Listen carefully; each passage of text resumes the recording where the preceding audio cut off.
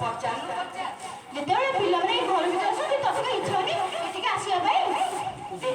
ଦେଖ ଆମେ ପତ୍ର ଗୋଟେଇବା ଲୋକ, ଟୁଟାମୂଳ କାହିଁକି କରିବାକୁ ଯିବା? ସତ କଥା କହିଲେ ଆମର ଆଗକୁ ଅଛି ନା ପଛକୁ ଅଛି? କାମ କଲେ ଦି ପଇସା ଆସିବ, ନହେଲେ ଖାଆନା ଖାନା ଉପାସ।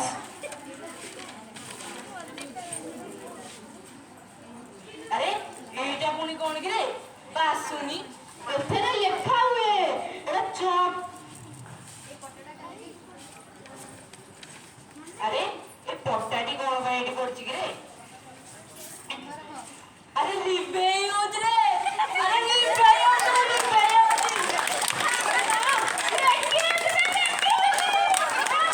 ମୁଁ ତାର ଛବିଟା କରେ। କାହାର? ସେ ନଷ୍ଟ ହଉଛି ସେ ପାଠ ପଢେ। ଆରେ ତା ନିଶଟା ଛାଡିଗଲୁ। ଏବେ ହେଇଗଲା ତ? ହଁ। ନା ହେଲାନି। ଆରେ ରୁହ, ଡରୁଛ କାହିଁକି? ମୁଁ ବାଘ କି ଭାଲୁରେ ଖାଇଯିବି। ଆରେ ଆଚ୍ଛା ପିଲେ ତୁମେ କାହାର ଛବିଟା ବନାଉଥିଲ? ଆଜ୍ଞା ଆପଣଙ୍କର।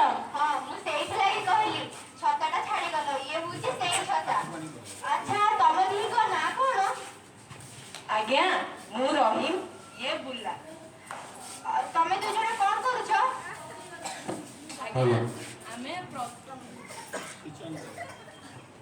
ଆଜ୍ଞା ଆମେ ପ୍ରଧାନ ବାବୁଙ୍କ ଇଟା ଭାଟିରେ କାମ କରୁଛୁ। ଏତେ ଅଳ୍ପ ବୟସରୁ? ଅଳ୍ପ ବୟସ କଣ ମ, 18-19 ବର୍ଷ ହେଲାଣି କାମ କରି କରି ଏମିତି ଦିଶୁଛି। ଆଜ୍ଞା ଯେଉଁ ହାତ ସିଲଟ ଖଡ଼ି ଧରିବା କଥା ସେଇ ହାତ ଯଦି ଆଜି ଇଟା ପଥର ଭାଙ୍ଗିବ, କଣ ହେବ ଏ ଦେଶର ଭବିଷ୍ୟତ? କଣ ହେବ? ଆଜ୍ଞା ପାଠର ପାଇଁ ଏତେ ଦରକାର? ହଁ, ଖାଇବା ପିଇବା ପିନ୍ଧିବା ଆଉ ରହିବା ଭଳି ମଧ୍ୟ ପାଠଟା ବି ଦରକାର। କାଇଁ ଆମେ ତ ପାଠ ପଢୁନୁ, କାଇଁ ଆମର ତ କିଛି ଅସୁବିଧା ହେଇନି। ଆଚ୍ଛା କହିଲ, ମୁଁ ତମ ଦିହିଁକି ଦିନେ ଅଧା ରାତିରେ ଏଇ ଘରେ ଛାଡ଼ିଦେବି ଆଉ କହିବି ମୁଁ ତାଳି ମାରିଲା ମାତ୍ରେ ମତେ ଦୁଇଟା ଚକ୍ ଆଣିଦେବ, ପାରିବ କୁହ? ନା। କାହିଁକି ପାରିବନି? ଅନ୍ଧାର ହୋଇଥିବ, ଦେଖାଯିବନି। କଣ ଦରକାର ହେବ? ଆଲୁଅ। ହଁ, ପାଠ ହେଉଛି ସେମିତିକା ଗୋଟିଏ ଆଲୁଅ ଯାହା ତୁମମାନଙ୍କୁ ଅଧା ରାତିରେ ସେଇ ଚକ୍ ପାଖକୁ ନେଇଯିବ। ଆଚ୍ଛା ତୁମେ ଦୁହେଁ କୋଉଠି କଣ କାମ କରୁଛ କହିବ?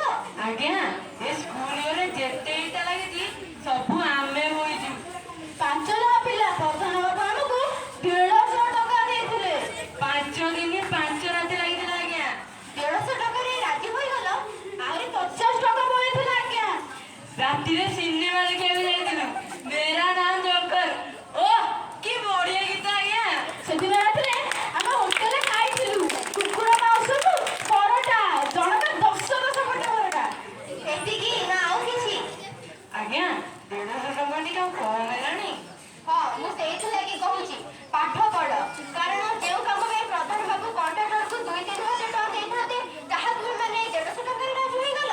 ସେଇଥିରେ ପୁଣି ଏତେ ଖୁସି। ପାଠଟା କଣ ହବ ଆମର, ସେଥିରେ କଣ ଆମ ପେଟ ପୁରିବ? ହିସାବ କିତାବ କଣ ଦରକାର ଆମର? ନା ରେ, ପେଟ ପୁରୁ ନ ପୁରୁ ଆଖି ଖୋଲିଯିବ, ସବୁ ଜାଣିପାରିବ। ସେଇଥିଲାଗି କହୁଛି ପାଠ ପଢ।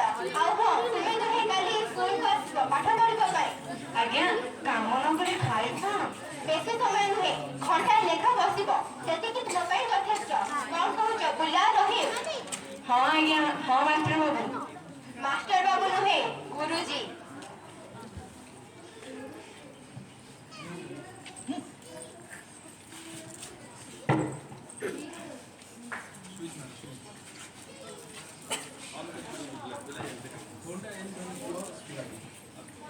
ହୟ ମାଷ୍ଟର ବାବୁ, କି ପାଲା ଚାଲିଛି ଏଠି? ଏଟା ବିଦ୍ୟାଳୟ ନା ଖେଳ ପଡିଆ?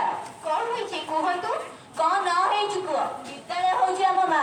ବିଦ୍ୟାଳୟ ପ୍ରତି ଅନ୍ୟାୟ କରୁଥିବା ଲୋକକୁ କେବେ ବି କ୍ଷମା ଦିଆଯିବନି। କିଏ କଲା ଅନ୍ୟାୟ? ତମେ କରିଛ। ଯୁଗ ଯୁଗର ଅନୁଷ୍ଠାନଟାକୁ ଅପବିତ୍ର କରିଦେଇଛ। କଣ କହୁଛନ୍ତି ଆପଣ?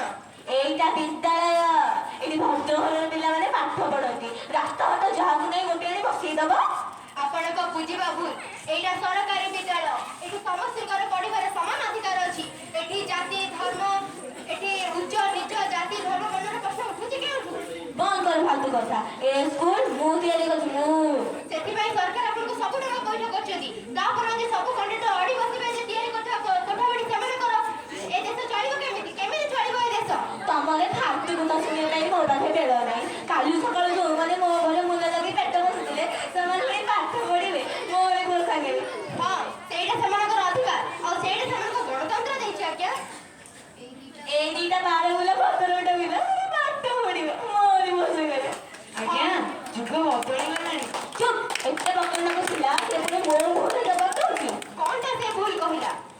ମାଷ୍ଟର ବାବୁ ଯଦି ନିଜର ମଙ୍ଗଳ ଚାହୁଁଛ ଯେତେ ଶୀଘ୍ର ପାରୁଛ ଦିଟା ପିଲାଙ୍କଠୁ ତଡ଼ି ଦିଅ।